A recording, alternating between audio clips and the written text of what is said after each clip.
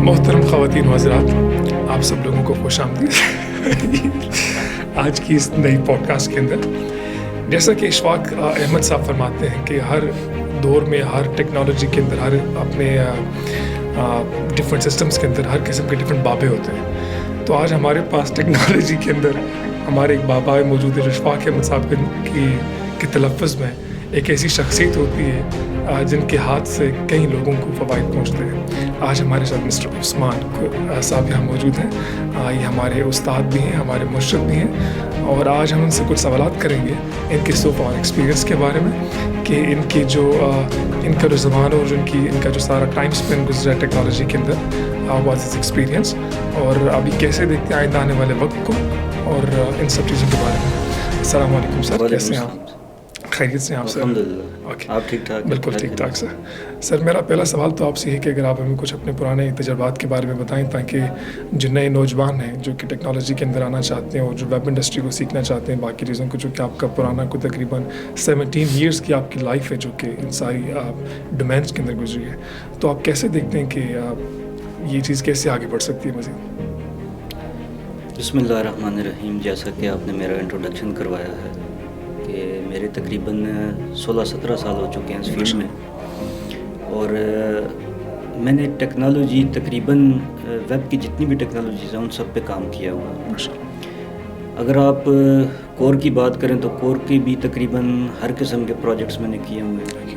Open source کے maximum tools کو میں نے یوٹیلائز کیا ہوا ہے، اس کو امپلیمنٹ بھی کیا ہوا ہے۔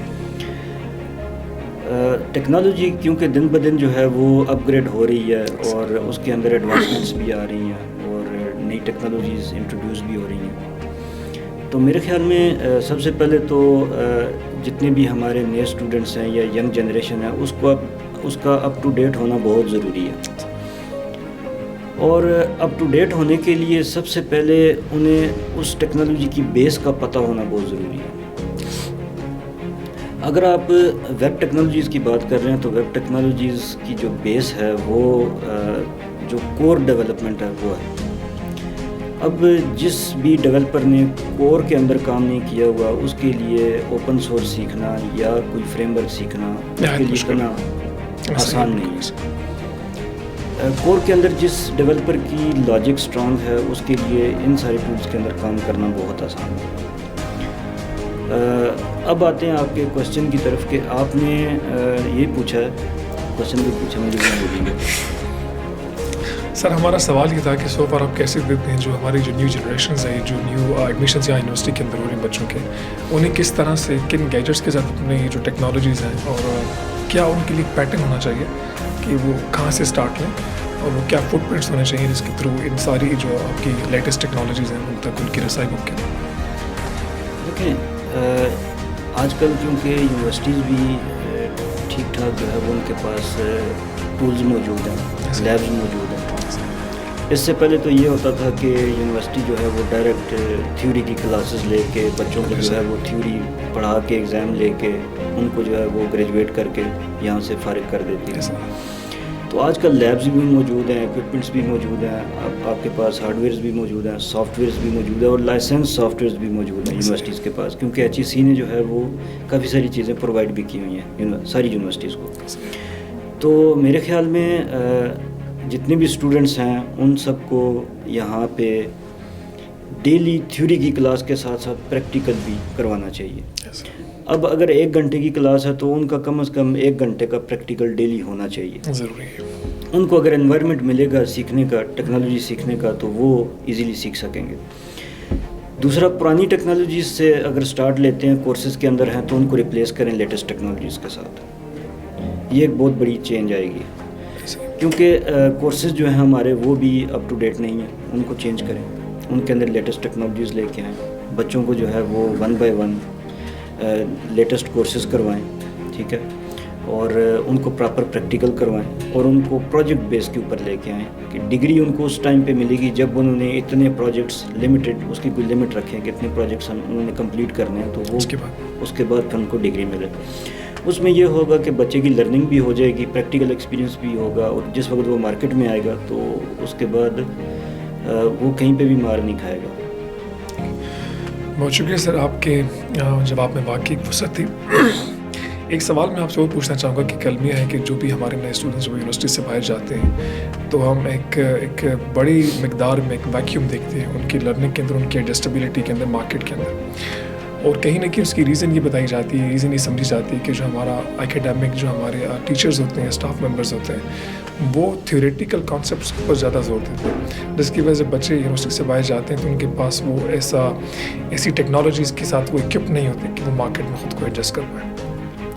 تو آپ کو لگتا ہے کہ یونیورسٹی کو کچھ اس طرح کے نیو انوویشنس کو اڈاپٹ کرنا چاہیے, ایسی کوئی نئی جدت لے کے آنی چاہیے تاکہ جس کے تھرو ایک اپنے اسٹاف کو یا تو وہ ٹرین کریں اس حساب کے ساتھ کہ وہ نئی ٹیکنالوجیز کو بچوں تک پہنچا پائیں, یا ان کو کوئی آؤٹ سورس فیسلٹیز کو اڈاپٹ کرنا چاہیے کہ وہ باہر سے کوئی اس طرح کے انسٹرکٹرس کو یا ٹرینرس کو لے کے آئیں تاکہ کچھ شارٹ کورسز ہیں جو کہ آپ کو ہینڈز آن ایکسپیرینس دیں, ورک شاپس ہیں, اس طرح کی کچھ چیزیں ہونی چاہیے. دیکھیں اس کے کافی طریقے ہیں.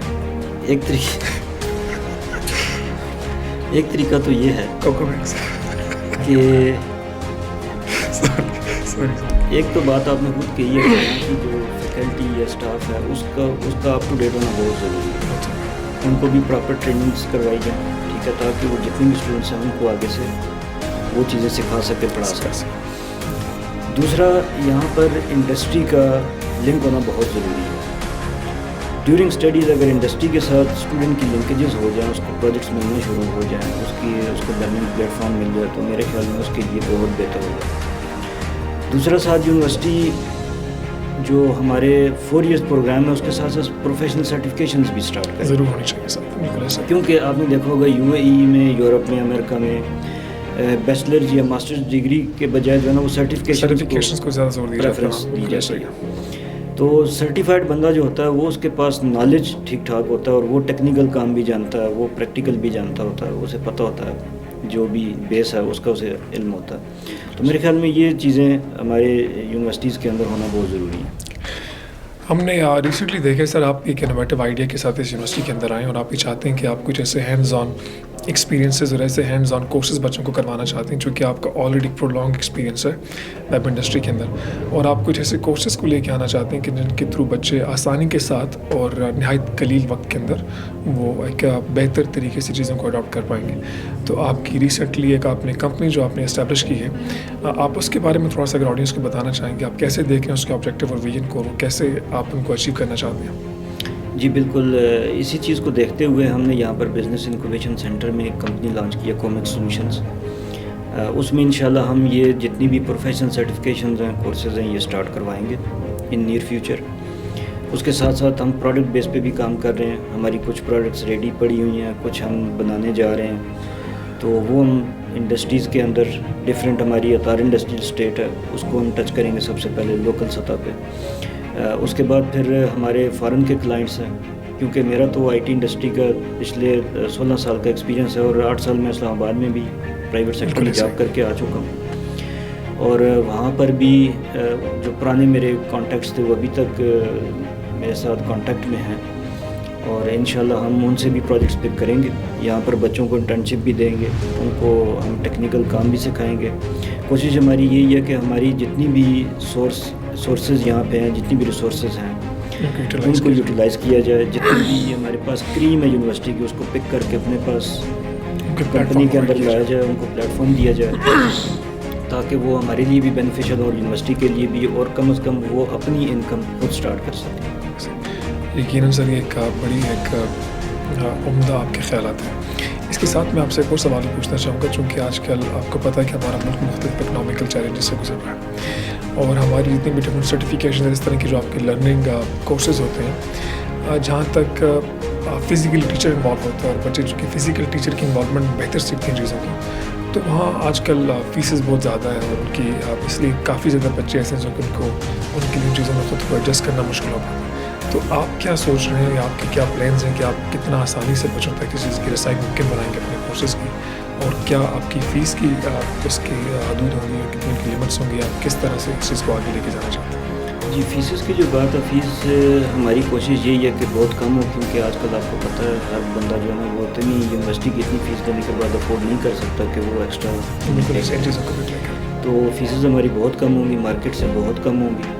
کوشش ہماری یہی ہوگی کہ جتنے بھی ہمارے بریلینٹ اسٹوڈنٹس ہیں یا جتنے بھی ہمارے غریب بچے ہیں جو افورڈ نہیں کر سکتے، ہم ان کو کچھ اسکالرشپ بھی دے سکیں یا پھر ان کو ہم فری آف کاسٹ اس پلیٹ فارم کے اوپر لے کے آ سکیں. اس میں ہمیں یونیورسٹی کی تعاون کا بھی یونیورسٹی کی تعاون کی بھی ضرورت ہوگی کہ وہ کس طرح سے ہمیں ساتھ فیسیلیٹیٹ کرتے ہیں.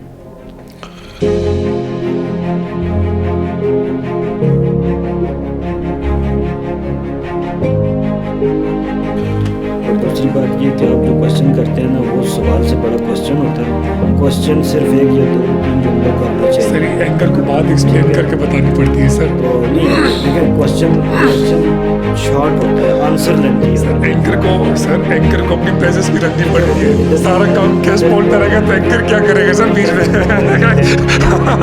بندہ جو ہے وہ سر جی اینکر کو سر آپ نے جیو نیوز کنٹریبیو نہیں دیکھا، جیو نیوز کنٹریبیو نہیں دیکھا سر آپ. لائٹ بند ہو جائے زیادہ بات ہے.